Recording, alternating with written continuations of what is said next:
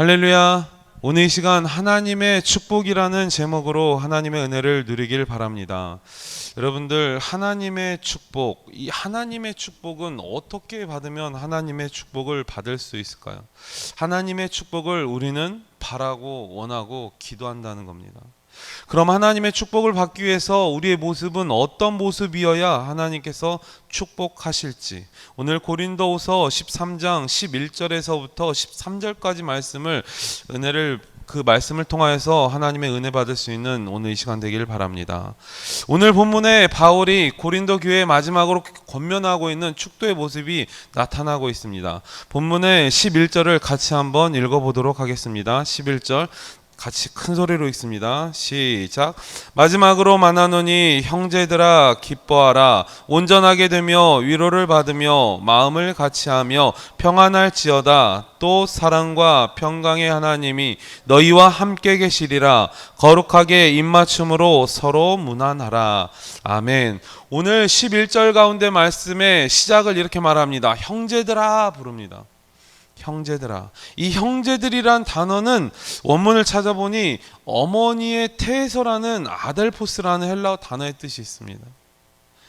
이 바로 같은 어머니의 태에서 나온 직역할 수 있는 같은 형제 자매 가족이란 뜻을 말하고 있다는 겁니다.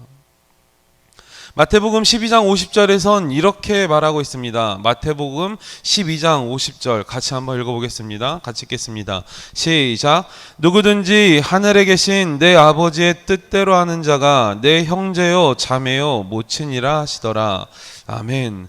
저와 여러분들, 믿음의 선친의 모습 따라서 믿음의 발걸음을 따라 나아가는 저와 여러분들이 형제 자매요 모친이라 믿음으로 고백하시길 바랍니다.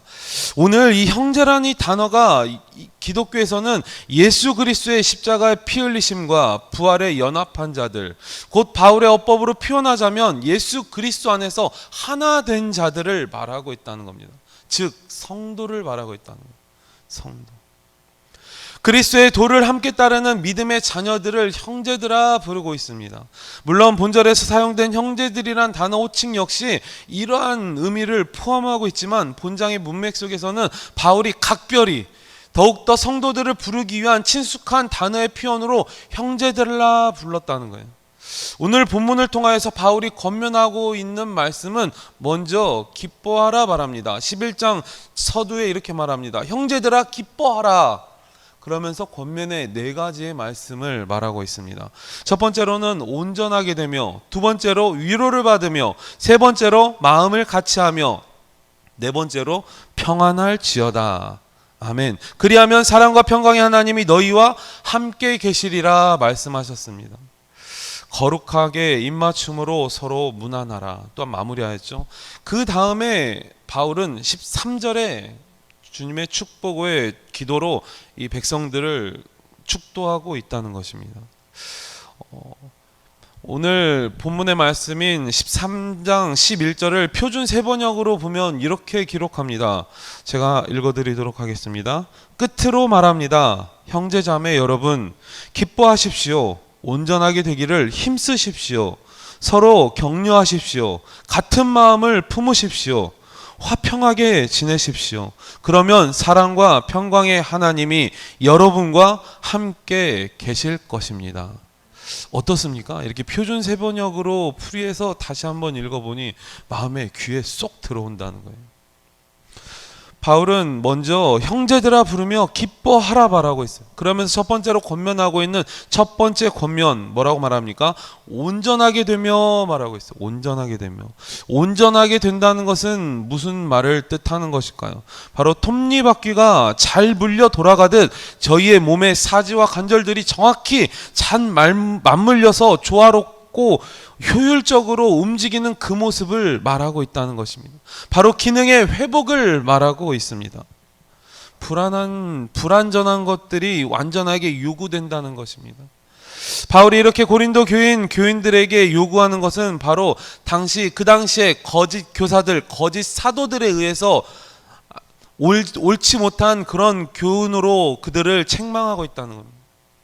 옳지 못한 교훈들로 그들의 고린도 교인들을 흔들리고 있고, 또한 그 믿음의 신앙의 모습들이 거룩하지 못한 삶을 살아가고 있음을 바울은 그들 가운데 이야기하고 있다는 겁니다. 바로 오늘 바울이 말하기를 온전하라 말하였던 이 온전함은 고린도 교회 각자에게 요구하는 그리스도의 정결함과 또한 교회 공동체의 연합과 화합을 말하고 있습니다. 교회의 연합과 화합을 말한다. 그러면 무엇을 유추할 수 있을까요? 분열을 말한다는 거예요. 고린도 교회 안에 분열하고 있는 그 모습들이 연합하고 화합되는 그 모습으로 어떻게 해요? 온전하게 되라 말하고 있어요. 두 번째로는 뭐라고 말합니까? 위로를 받으며 말합니다. 바울은 고린도 교인들에게 위로를 받으라 말하고 있습니다. 위로를 주는 주체가 과연 누구일까요? 고린도후서 1장 3절에선 이렇게 말하고 있습니다.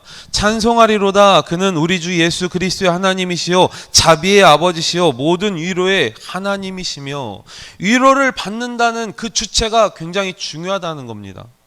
누구의 위로를 받아야 될 것인가? 저와 여러분들 누구의 위로를 받아야 되겠습니까? 바로 하나님이시라는, 이 위로를 받으며라는 단어의 원어가, 위로를 받으며라는 이 단어의 원어가 파라칼레오랍니다. 제가 계속 단어를, 헬라어의 단어를 설명드리는 것은 이 다음에 설명될 이 단어가 거의 흡사해요. 어떻게 흡사할까요? 파라칼레오라는 이 위로를 받으며라는 단어와 흡사한 단어 파라클레토스, 무엇인지 아십니까? 보혜사 성령님이시라는 거예요. 위로를 받는데 누구의 위로를 받아야 될까요? 바로 보혜사 성령님의 위로를 받는 저와 여러분 되길 바랍니다. 원어를 말해준 데는 이유가 있다는 거예요. 그 위로를 받는 그 주체가 누구라고요? 보혜사 성령님이 되시길 바랍니다. 고린도 교회 성도들의 다툼과 분쟁 속에서 상한 심령의 위로가 절대적으로 필요하다는 거예요. 누구의 위로가? 보혜사 성령님의, 그리스도의 위로가 필요하다는 것을 바울은 고린도 교인들에게 분명히 말하고 있다는 겁니다. 누구의 위로예요? 바로 보혜사 성령님. 저와 여러분들 힘들고 어렵고 분연된 삶이 있습니까? 그러면 보혜사 성령님의 위로를 받으시길 바랍니다. 세 번째로 말하고 있습니다. 첫 번째로 말하고 있는 온전하게 되며, 또한 두 번째로 위로를 받으며, 세 번째로 마음을 같이하며. 이어지는 바울의 권면은 같은 마음을 품으라입니다. 같은 마음을 품으라. 빌립보서 4장 2절에선 이렇게 말하고 있습니다. 같이 한번 읽어보겠습니다. 시작. 내가 유오디아를 권하고 순두계를 권하노니 주 안에서 같은 마음을 품으라. 여러분들, 여자의 마음은 갈대 같다고 해요. 이때 마음하고 저때 마음하고 굉장히 다르다는 겁니다. 오늘 바울은 분명히 말하고 있어요. 흔들리지 않는 믿음으로 같은 마음을 품으라 말하고 있다는 것입니다. 한 마음 한 뜻이 되라는 말씀입니다. 무엇 안에서요? 말씀 안에서, 그리스도 안에서. 우리는 성경을 캐논이라 말합니다. 캐논은 무슨 뜻입니까? 기준이라는 거예요. 바로 기준. 우리 인생의 기준이 성경이 되시길 바랍니다. 법원 안에 그 동상이 하나 있습니다. 법원, 우리나라에 있는 법원 안에 있는 그 동상이 하나 있는데, 그 동상은 천칭 저울 있죠. 오른쪽과 왼쪽에 이렇게 천칭으로 이렇게 무게를 달 수 있는 천칭 저울을 들고 있고 칼을 들고 있는 그 여신상이 있다는 거예요. 그 여신상, 법원 안에 있는 그 여신상은 무엇을 뜻할까요? 정의의 여신을 뜻한다는 겁니다. 법을 심판할 때 세상의 법을, 심판을, 그 정의를 위해서 심판한다는 거예요. 정의를 나타내는 이 동상은 세상의 법으로서 무엇을 다스리는, 정의롭게 다스린다는 거예요. 그러나 우리 믿는 사람들의 기준은 바로 이 성경이 되어야 된다는 것을 믿음으로 고백하시길 바랍니다. 말씀 앞에, 말씀이 말하는, 옆에 분들을 보시면서 인사하시길 바랍니다. 사랑합니다. 주 안에서 사랑합니다. 말씀 안에서 거할 수 있는 그 사랑이 저와 여러분 가운데 있어야 된다는 거예요. 말씀 앞에, 말씀이 우리들의 삶 가운데 거한다면, 우리 인생 가운데 캐논으로 하나님의 말씀이 기준이 된다면 사랑할 수 있어요. 여러분들 어색하죠? 인사하는 것도, 사랑한다는 거 생뚱맞잖아. 갑자기 사랑한다 표현하고 인사하라고 하니까. 항상 표현이 돼야 되는 거예요. 우리 송 집사님은 사랑한다는 말 자주 하신다며요. 아, 네. 주 안에서 서로 사랑할 수 있는 저희들 되길 바랍니다. 그 한 마음 한 뜻이 사랑하는 마음이라는 거예요. 하나님께서 우리들을 사랑하셔서 그리스도를 우리 안에 허락하셨던 그리스도의 십자가가 바로 하나님의 사랑임을 기억하시길 바랍니다. 그리스도의 사랑 안에 거하는 것이, 말씀 안에 거하는 것이 바로 한 마음 한 뜻이 된다는 것을 믿음으로 기억하시길 바랍니다. 첫 번째로 온전하게 되며, 두 번째로 위로를 받으며, 세 번째로 마음을 같이하며, 네 번째로 평안할지어다. 우리 김성수 집사님이 자주 인사하는 인사법이 있습니다. 샬롬. 어제도 기도회로 오는데 갑자기 샬롬 하면서, 제가 소리를 못 들었는데 샬롬, 평안하셨냐고 물어보는 겁니다. 인사 나눌 때 이 평안하다는 이 샬롬의 인사가 바로 바울이 말하는 명령이에요. 권면이라는 겁니다. 평안이라는 이 단어는 바로 샬롬의 의미를 말하고 있고, 또한 당시 고린도 교회에서는 이 평안이 온전하지 못했다는 거예요. 여러분들 평안하십니까? 마음의 온유함으로, 평안함으로, 그리스도의 사랑하심으로 정말 아름답고 즐거운 인생만 보여지십니까? 힘들고 어려운 인생이 내 앞을 막 가로막고 있는 저희들의 삶도 또한 저희들의 삶 가운데 동행하고 있다는 거예요. 편안하고 정말 온유한 그런 삶만이 아닌 힘들고 어려운 삶도 우리에게 닥쳐오고 있다는 것입니다. 그 가운데서 그럼에도 불구하고 바울은 고린도 교인들에게 평안하라 말하고 있습니다.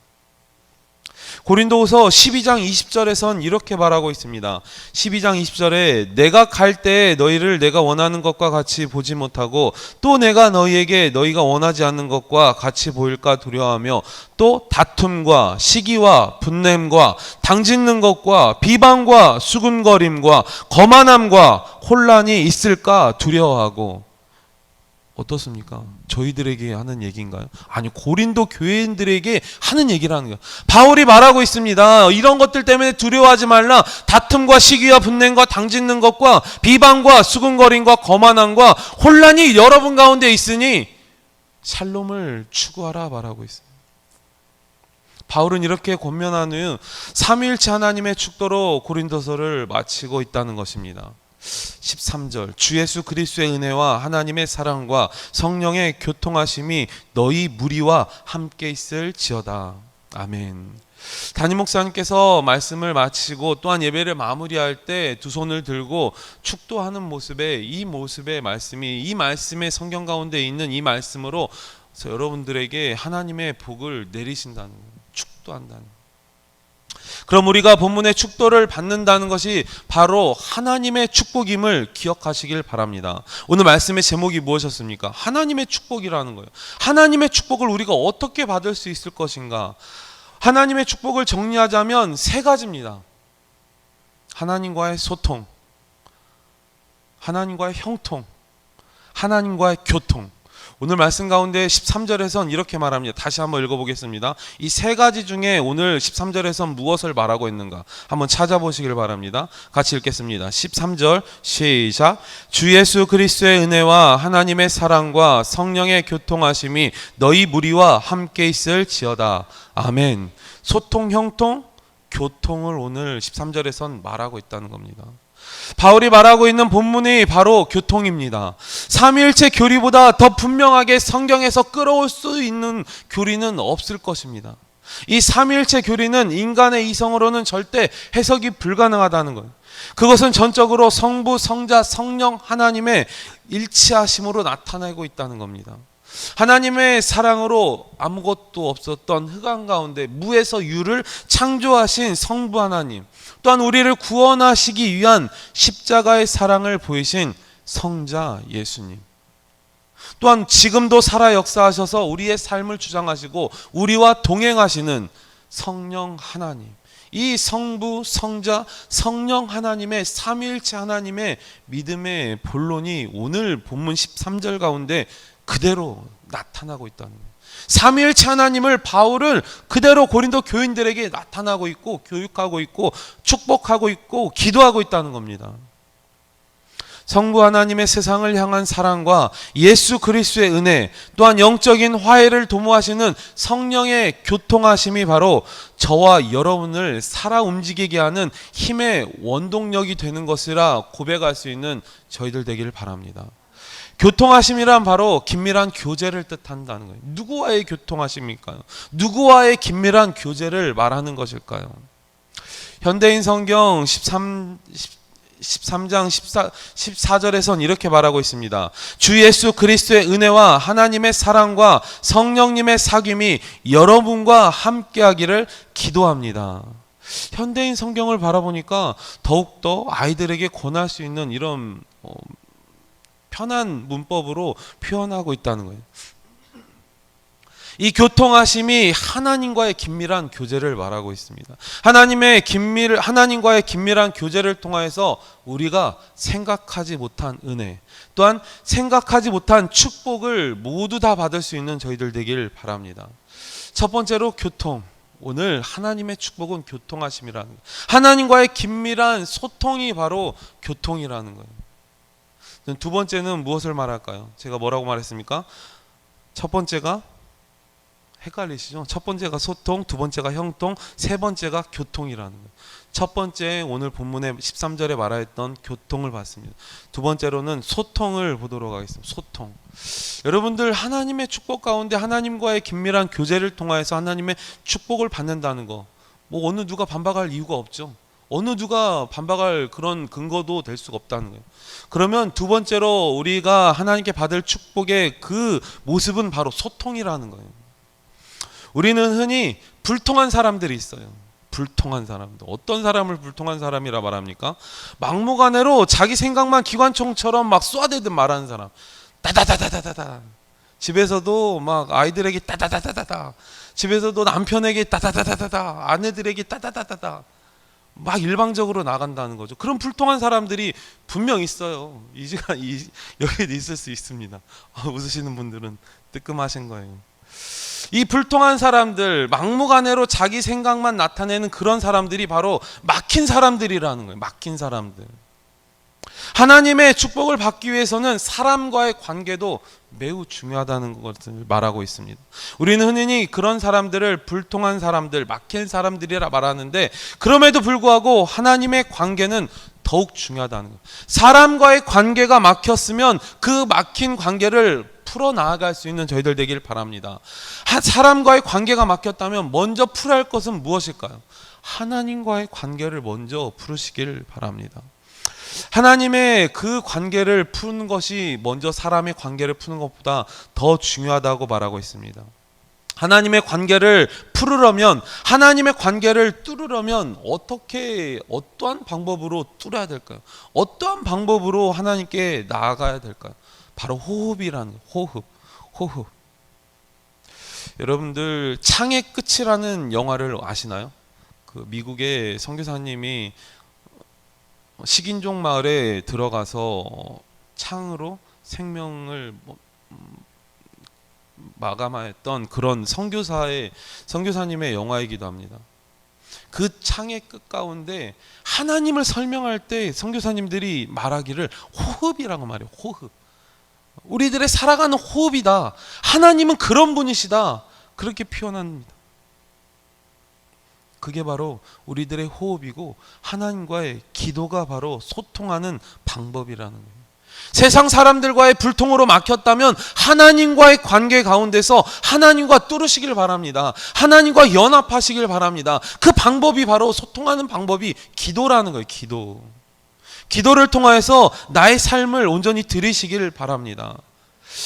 오늘 성경 가운데서는 막혔던 사람들이 성경에 기록되어져 있습니다. 불통되었던 사람들이 기록되어져 있다는 거예요. 창세기 11장 3절부터 9절을 같이 빠르게 한번 읽어보도록 하겠습니다. 창세기 11장 3절부터 9절까지 시작. 서로 말하되 자 벽돌을 만들어 견고히 굽자 하고 이에 벽돌로 돌을 대신하며 역청으로 진흙을 대신하고 또 말하되 자 성읍과 탑을 건설하여 그 탑 꼭대기를 하늘에 닿게 하여 우리 이름을 대고 온 지면에 흩어짐을 면하자 했더니 여호와께서 사람들이 건설하는 그 성읍과 탑을 보려고 내려오셨더라. 여호와께서 이르시되 이 무리가 한 족속이요 언어도 하나이므로 이같이 시작하였으니 이후로는 그 하고자 하는 일을 막을 수 자, 우리가 내려가서 거기서 그들의 언어를 혼잡하게 하여 그들이 서로 알아듣지 못하게 하자 하시고, 여호와께서 거기서 그들을 온 지면에 흩으셨으므로 그들이 그 도시를 건설하기를 그쳤더라. 그러므로 그 이름을 바벨이라 하니 이는 여호와께서 거기서 온 땅의 언어를 혼잡하게 하셨습니다. 여호와께서 거기서 그들을 온 지면에 흩으셨더라. 아멘. 바벨탑 사건을 말하고 있습니다. 성경에서 불통하였던 그 사람들, 바로 바벨탑 사건인 것입니다. 바벨탑 사건은 구약의 선민 이스라엘 민족의 최초 직계 조상이었던 아브라함 소명을 받기 이전의 사건들에게 나타나고 있다는 거예요. 천지창조, 두 번째로 인간의 사람의 타락, 죄악 가운데 나타났던, 또한 노아의 홍수, 노아의 대홍수, 그 다음으로 나타났던 사건이 바로 이 바벨탑 사건이라 말합니다. 우리 사람들은 두 가지 부류로 나눌 수가 있습니다. 첫 번째 부류는 인본주의, 두 번째 부류는 신본주의. 저와 여러분들은 어떠한 부류에 속할까요? 신본주의인가? 믿음으로 고백하는 저와 여러분들의 삶 가운데서는 인본주의가 아닌 신본주의로 그리스도를 나의 아버지로 고백할 수 있는 믿음의 자녀 모두가 되시길 바랍니다. 하나님께서는 창세기 1장 28절에 이렇게 말하고 있습니다. 이렇게 명령하고 있습니다. 같이 한번 읽어보도록 하겠습니다. 같이 읽겠습니다. 시작. 하나님이 그들에게 복을 주시며 하나님이 그들에게 이르시되 생육하고 번성하여 땅에 충만하라. 땅을 정복하라. 바다의 물고기와 하늘의 새와 땅에 움직이는 모든 생물을 다스리라 하시니라. 아멘. 그럼에도 불구하고 우리 인간들은 하나님의 뜻을 저버리고 무엇을 쌓으려 했습니까? 탑을 쌓으려 했다는 거예요. 피조물인 우리 인간들이 창조주이신 하나님과 같아지려고, 아니 더 높아지려고 탑을 쌓았다는 겁니다. 이게 바로 불통이라는 거예요. 하나님과의 관계가 막힌 것, 언어가 섞여버리니 말이 통하지 않았습니다. 저는 우리 송 집사님의 아들 태민이를 보면서 깜짝 놀랐어요. 언제 깜짝 놀랐냐? 그 미국 선생님이신 이 CJ 선생님과 이 짧은 대화지만 그 대화를 주고받을 때 저하고 하는 대화를 들으면서 용호에게 그 내용을 설명을 해줘요. 태민이가 대단하더라고요. 뭐 저가 그렇게 영어를 잘하는 건 아니지만 막 서툰 영어 솜씨로 막 CJ와 이렇게 그 선생님과 영어 대화를 나누는데 그거를 해석해서, 용어는 그냥 휴대폰만 하고 있거든요. 알아듣질 못하니까 용어를 툭툭 치면서 뭐 이랬다 저랬다 설명을 해준다. 아, 영어 캠프가 성공했구나. 그렇게 혼자 느꼈습니다. 또 두 번째로 제가 영어 캠프가 성공했다고 자부하는 거는 이 준서라는 친구 있습니다. 박진아 집사의 아들이 있는데 그 친구가 으흥 알아요? 으흥? 들으셨어요? 으흥? 소문 들으셨어요? 밥을 푸는데 그 영어 캠프 시간에는 대답과 말과 대화를 영어로 해야 돼요. 그 준서라는 4학년인가요? 5학년인가요? 4학년? 4학년 친구가 밥을 받으면서 더 밥을 많이 먹고 싶었나 봐요. 밥을 받는데 그 배식을 하는 그분이 밥을 조금 줬어요. 말을 해야 하잖아요, 영어로. 응? 이렇게 표현하니까 그래, 한 번 더 줘요. 준서의 마음이 어땠을까요? 한 번 더 줘요. 한 번 더 줘서 가득 넘치니까 그러면서 받아가는. 그랬던 준서가 영어 단어 한 단어 한 단어를 대화할 때 나타나요. 뭐 선생님들과 얘기하면서 영어를 말하더라고요. 그런 응응했던 그런 준서가. 이렇듯 언어가 막히면, 언어가 통하지 않으면 정말 딴 세상 얘기가 된다는 것입니다. 바로 오늘 성경에 나타났던 바벨탑 사건이 그것이라는 거예요. 탑을 쌓아 올리는데 각자 맡겨진 일뿐만 아니라 여러 가지 일을 하는데 언어가 막혀지고 언어가 흩어지고 언어가 불통되니까 연합하지 못하는 거예요. 탑을 쌓아 갈 수가 없다는 것입니다. 하나님과의 관계도 마찬가지입니다. 하나님과의 관계가 불통되지 마시길 바랍니다. 이 커뮤니케이션이라는, 의사소통이라 말하는 하나님과의 기도가 멈춰져서는 안 된다는 겁니다. 시편 4편 3절엔 이렇게 말하고 있습니다. 여호와께서 자기를 위하여 경건한 자를 택하신 줄 너희가 알지어다. 내가 그를 부를 때 여호와께서 들으시로다. 아멘. 기도로 나아갈 때, 하나님을 부르고 나아갈 때 주님께서는 여호와께서 들으신다 말합니다. 저희들의 기도를 들으시고 저희들의 기도에 응답하시는 분이 바로 여호와 하나님이심을 기억하시길 바랍니다. 또한 사무엘상 12장 23절에선 이렇게 말하고 있습니다. 같이 한번 읽어보겠습니다. 사무엘상 12장 23절 같이 읽겠습니다. 시작. 나는 너희를 위하여 기도하기를 쉬는 죄를 여호와 앞에 결단코 범하지 아니하고 선하고 의로운 길을 너희에게 가르칠 것인즉. 아멘. 사무엘 선지자는 이스라엘 백성들 그들의 소원대로 그들의 요구대로 사람 왕인 사울을 세우게 됩니다.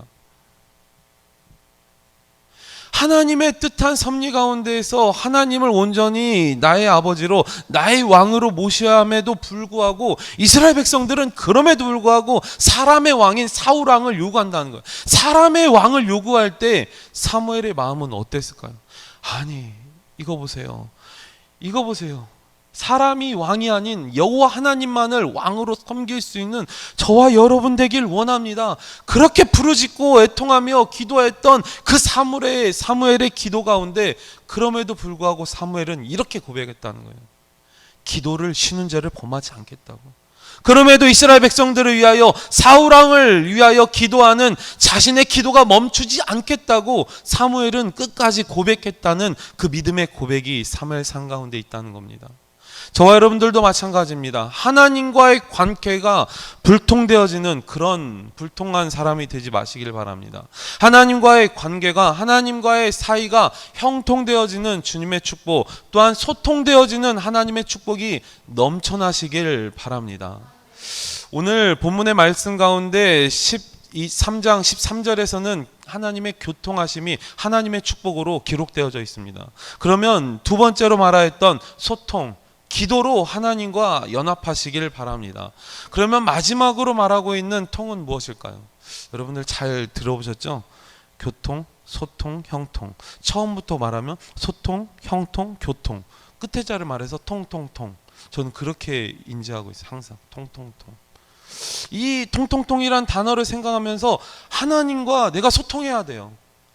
하나님과 내가 소통하고 하나님과 기도하고 소통하고 나아갈 때 주님께서는 축복해 주신다는 겁니다. 기도를 쉬는 죄를 범하지 말라고 말하였던 이 사무엘 선지자의 말처럼 저와 여러분들도 하나님께 나아가는 기도를 멈추지 마시길 바랍니다. 기도를 멈추는 것은 뭐라고 말했습니까? 한 글자로 죄라고 말하였습니다. 죄라고. 두 번째로 말하고 있는 하나님과의 축복 가운데서는 형통이 나옵니다. 형통. 첫 번째 소통, 두 번째 형통, 세 번째로 본문에 기록되어져 있던 이 교통. 그러면 마지막으로 우리가 보고 있는 이 형통에 대해서 한번 알아보도록 하겠습니다. 이 형통에 대해서는 성경 가운데 또한 기록되어져 있는 인물이 있습니다. 창세기 45장 3절에서 5절까지 말씀을 같이 한번 읽어보도록 하겠습니다. 같이 읽겠습니다. 시작. 요셉이 그 형들에게 이르되 나는 요셉이라 내 아버지께서 아직 살아계시니까 형들이 그 앞에서 놀라서 대답하지 못하더라. 요셉이 형들에게 이르되 내게로 가까이 오소서. 그들이 가까이 가니 이르되 나는 당신들의 아우 요셉이니 당신들이 애굽의 판자라. 당신들이 나를 이곳에 팔았다고 해서 근심하지 마소서, 한탄하지 마소서. 하나님이 생명을 구원하시려고 나를 당신들보다 먼저 보내셨나이다. 아멘. 오늘 먼저 성경 가운데 형통의 복을 받은 인물이 바로 누구라고요? 요셉을 볼 수가 있다는 것입니다. 아니 어쩌면 그런 요셉처럼 형통의 복을 받고 싶은 게 제 욕심이기도 합니다. 여러분들 이 형통의 복을 받기를 원하십니까? 하나님께서는 이 형통의 복을 분명히 허락하신다고 말합니다. 믿음의 그리스도 안에서 말씀에 거하며 말씀 안에 살아가고 있는 우리들의 인생이 형통의 복을 살아갈 수 있는 저희들 되기 바랍니다. 바로 누구처럼요? 요셉처럼. 먼저 요셉은 어떤 사람이라 말합니까? 꿈꾸는 자라 말합니다. 이 꿈을 통하여서 하나님께서 크게 사용하신 그런 인물이기도 하고 그 꿈을 통하여서 힘든 어려운 그런 고난의 길로 들어갔던 인물이기도 합니다. 요셉에 대해서 먼저 알아보면 아버지 야곱이 특별히 사랑했던 아들입니다. 극진히 사랑했던 아들. 어떻게까지 사랑했을까요? 맞아. 채색옷을 입혔다는 거예요. 남들은 그냥 흔하디 흔한 그런 누적덕이 옷 같은 거를 입히는 그런, 그때 아들들이 10명이 넘는 그 아들들을 거느리려면 뭐 그렇게 많은 부유함이 있었다 할지라도 이 채색옷을 입힐 수 있다는 것은 굉장히 특별한 사랑이 있어야만 자녀에게, 나의 아들에게 채색옷을 입혀. 그런데도 불구하고 장자가 아닌, 첫째가 아님에도 불구하고 요셉에게 채색옷을 입혔다는 것은 특별한 사랑이고 특별한 아들이라는 거예요. 여러분들 자녀 중에 혹시 깨물어, 이 손가락 가운데서 이 깨물어서 안 아픈 손가락 있습니까? 자녀들도 마찬가지입니다. 이 자녀들 가운데서 깨물어서 안 아픈 자녀들이 있을까요? 없어요. 그럼에도 불구하고 유독 아픈 손가락이 있어요. 유독. 저희 어머니가 그러시더라고요. 저를 보면서 형은 걱정이 안 돼. 근데 용민이 너를 보면 왠지 걱정이 돼. 너를 위해서 기도해야 될 것 같고, 너를 위해서 뭔가 불안하고, 정말 하나님께 내가 붙잡지 않으면 내가 마음이 불안해, 힘들어. 저희 어머니가 그렇게 저를 보시더라고요. 그러면서 항상 대화 나누는 거는 저와 대화를 나누게 됩니다. 형은 큰 대소사를 나눠요. 집안의 큰 일들을 나누고 딱 결정하고 할 때는 저하고 얘기를 나누지도 않아요. 다 결정해놓고 저에게 알려주기만 하더라고요. 그럼에도 불구하고 시시콜콜 형에게 대한 서운한 마음, 아버지에 대한 서운한 마음, 할머니에 대한 서운한 마음 있으면 저에게 전화를 하고 이리 앉아봐 하면서 저랑 이렇게 시시콜콜 대화 나누는 그 어머니의 모습이 있었어요. 유독 저를 그렇게 아끼고 사랑하였는데 저를 그렇게 보면서도 그렇게 아련한 눈빛으로 보더라는 거예요. 그런데 그 눈빛을 얼마 전에 제가 아버지에게 또 느꼈습니다. 아버지와 식사하는데 갑자기 휴대폰을 꺼내면서 사진을 찍어요. 그 모습을 지금도 생각하면 막 눈물이 울컥 나와요. 왜 사진을, 아버지 밥 먹는데 왜 사진을 찍으세요?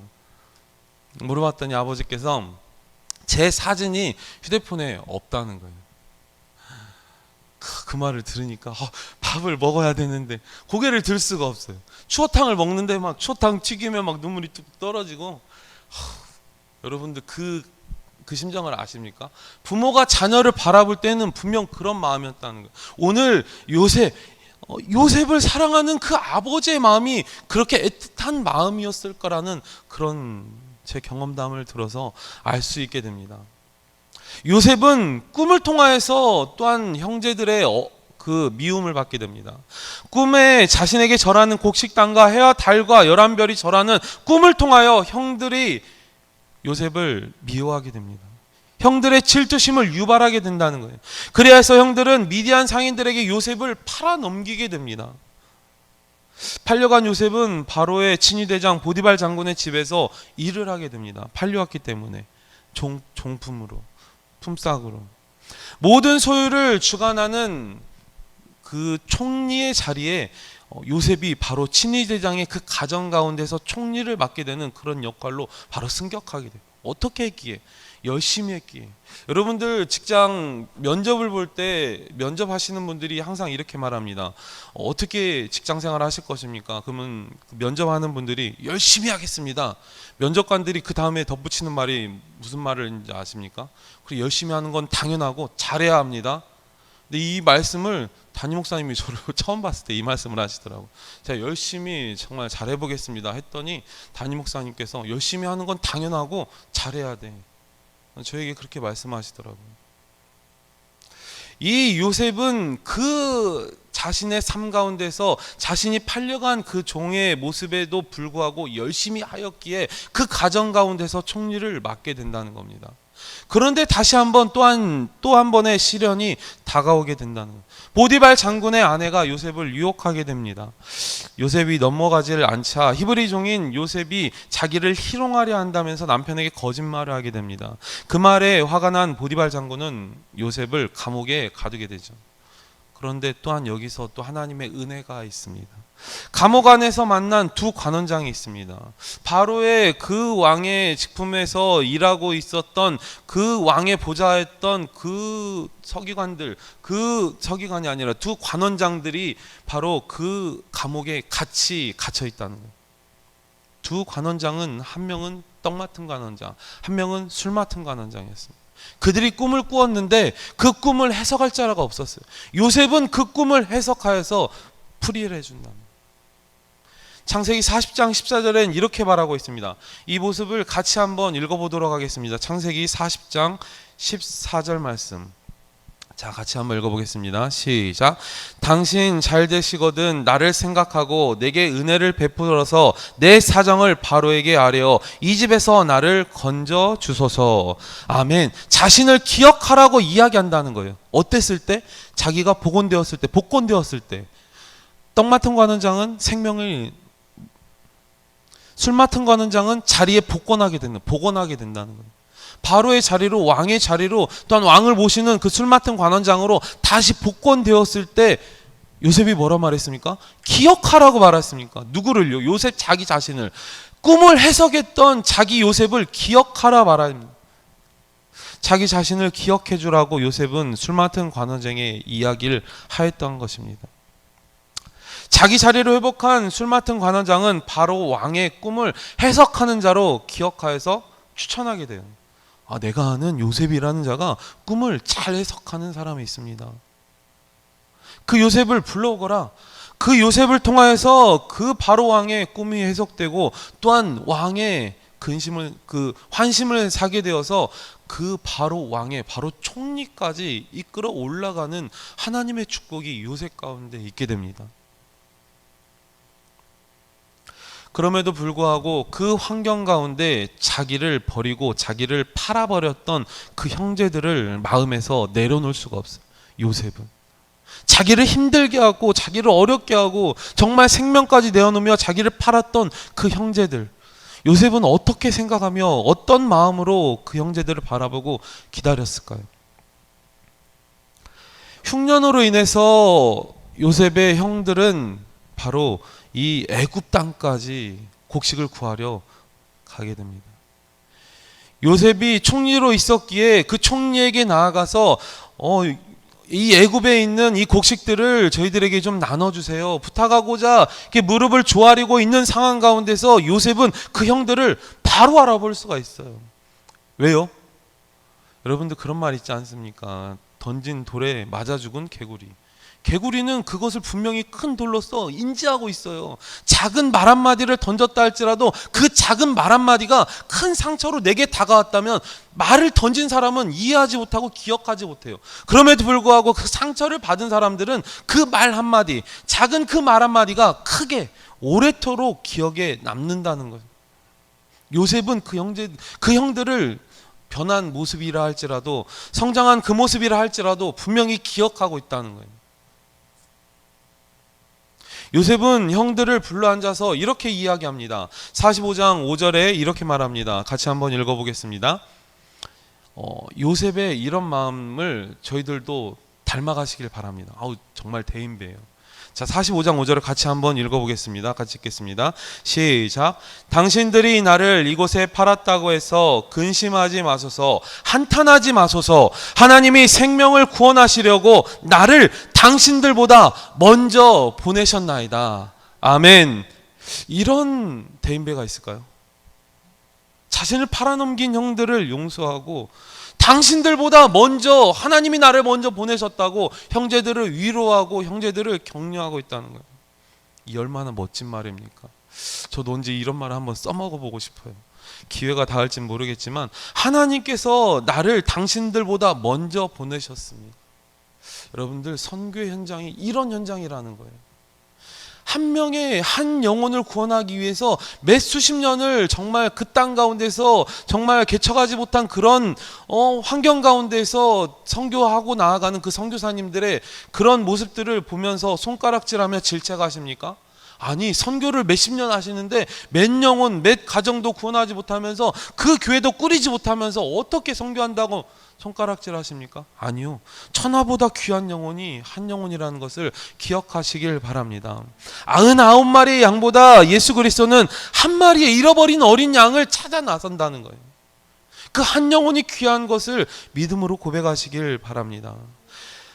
그 현장에 있었다라면 정말 이 요셉이 형제들을 위로하면서 형제들에게 던졌던 이 말 한마디, 하나님이 나를 당신들보다 먼저 보내셨나이다. 이 현장에 있었다면 저도 막 눈물을 펑펑 흘렸을 것 같아요.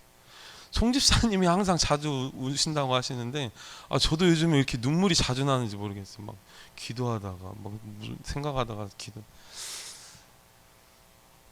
그래서 요셉은 형통한 자라 사람들은 말하고 있습니다. 저와 여러분 또한 이런 형통의 복을 받으시기를 바랍니다. 나를 공경에 빠지게 하고 나의 생명을 팔아먹은 형들을 오히려 위로하고 격려하며 하나님이 먼저 보내셨다고 하는 이 말, 정말 형통의 복을 안 받을 수가 없는 주님의 축복된 자녀가 바로 요셉이었다는 거예요. 요셉이 받았던 그 형통의 복을 저와 여러분이 모두 다 받으시기를 바랍니다.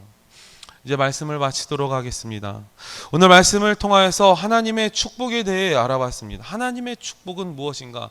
바로 오늘 본문에 나타났던 것처럼 교통하심이에요. 하나님과 긴밀한 교제를 말하는 것입니다. 그러면 이 하나님과의 축복을, 하나님이 주시는 축복을 받기 위한 이 세 가지, 소통, 형통, 교통, 이 세 가지의 소통과 형통과 교통이 저와 여러분들의 삶 가운데 가득 넘쳐나시길 바랍니다. 먼저 하나님과 소통하시길 바랍니다. 그럼 하나님의 형통의 복을 받으실 것입니다. 그럼 하나님과의 긴밀한 교제를 통해서 교통하시길 바랍니다. 그렇다면 하나님의 생각하지 못한 은혜, 또한 예비하신 은혜 모두 다 받으시는 저와 여러분 되길 간절히 소망합니다. 오늘 이 시간 두 눈을 감고 한번 이 아론의 축복을 들어보시길 바랍니다. 찬양 준비해 주시고요. 여러분들, 구약의 제사장이신 이 아론이 이스라엘 백성들을 축복하였던 이 아론의 축복, 이 아론의 축복, 두 눈을 감고 들어보시길 바랍니다. 여호와는 내게 복을 주시고 너를 지키시길 원하며, 여호와는 그의 얼굴을 내게 비추사 은혜 베푸시길 원하며, 여호와는 그 얼굴을 내게로 향하여 드사 평강 주시기를 원하노라. 아멘. 저희들 이 찬양으로 저희들 마음을 문을 열고 기도하는 시간 갖기를 바랍니다. 주님께서는 기다리고 계십니다. 예배자들을 주님께서는 소망하고 계십니다. 저와 여러분들의 삶 가운데 주님의 영광 가득한 주님의 이 땅 임할 수 있도록 축복하여 주시옵소서. 같이 기도합니다. 이 땅의 황무함을 벗어서 하늘의 하나님 긍휼을 베푸시는 주여, 우리의 죄악 용서하소서. 이 땅 고쳐 주소서. 이제 우리 모두 나 되어 이 땅에 무너진 기초를 다시 쌓을게. 우리의 우상들을 태우신 영의 불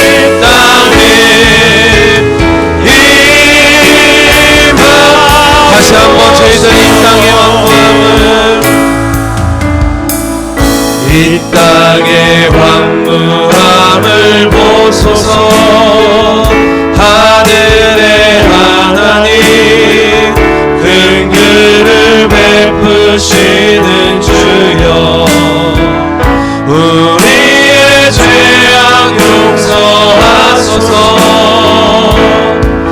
이 땅 고쳐 주소서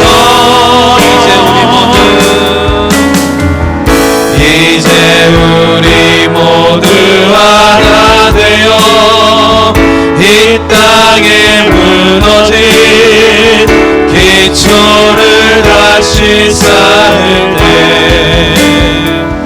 우리의 우상들을 태우신 성령의 불 임하소서 불의 불길 타오르게 하소서 진리의 말씀 이 땅 새롭게 하소서 은혜의 강물 흐르게 하소서 성령의 바람 이제 불어와 주의 영광 가득한 새날 주소서 주님 나라 주님 나라 이 땅에 임하 주의 영광 주의 영광 가득한 새날 주소서 주님 나라 이 땅에 임하 다시 한번 고백합니다. 오 주의 영광 주의 영광 가득한 새날 주소서 주님 나라 주님 나라 이 땅에 임하소서 오늘 이 시간 믿음으로 기도하는 시간 갖길 바랍니다. 하나님 저희들 하나님의 축복을 받길 원하는 믿음의 원석이오니 하나님의 축복을 도와여 주시옵소서. 오늘 말씀 가운데 하나님의 축복이 있습니다. 하나님 주님과 소통으로 나아가길 원하며 하나님의 영통한 복을 받길 원하며 하나님의 교통하심이 저희들 삶 가운데 있길 원하오니 하나님 축복하여 주시옵소서. 기도하는 자를 기도를 멈추는 자를 범하지 아니하도록 하나님 저희들을 축복하여 주시옵소서. 하나님의 영통의 복이 하나님의 교통의 복이 오늘 이 시간 가운데 함께하길 소망하오니 주님 축복하여 주시옵소서. 이런 소망을 품고 다 함께 통성으로 기도합니다. 주여